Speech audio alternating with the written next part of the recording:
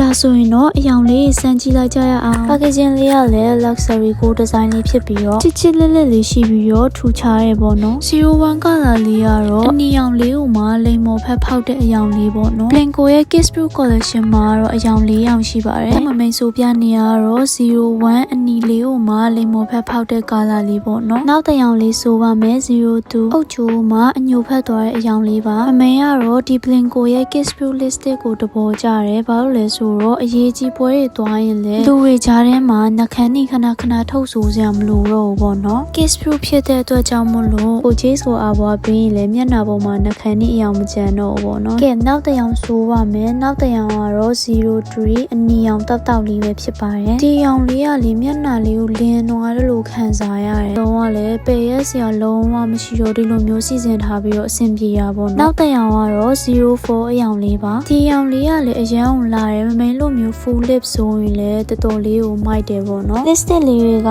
screw type ဖြစ်လို့အိတ်ထဲထည့်တိုင်းလဲလွယ်လွယ်ကူကူနဲ့မပြုတ်ထွက်တတ်ဘူးပေါ့နော် Blinko ရဲ့ Kiss Proof lipstick collection လေးကအဆင့်မြင့် quality မျိုးခံစားရတဲ့အတွက်ကြောင့်မို့လို့ဝယ်ရတာအရန်တန်ပါတယ်အရင်ကဆိုအဘွားပေးချန်တာတို့စီကက်တာတို့မကြိုက်တဲ့ကိုဂျေးကတော့ Blinko ရဲ့ Kiss Proof collection လေးနဲ့တွေ့တော့အဆင်ပြေသွားပါပြီကဲအယောင်၄ယောင်လုံးတဘောကြရဲဆိုရင်တော့တသိန်းနဲ့တောင်းတဲ့နဲ့အခုပဲတော့ဝယ်လိုက်တော့နော် See you in next video bye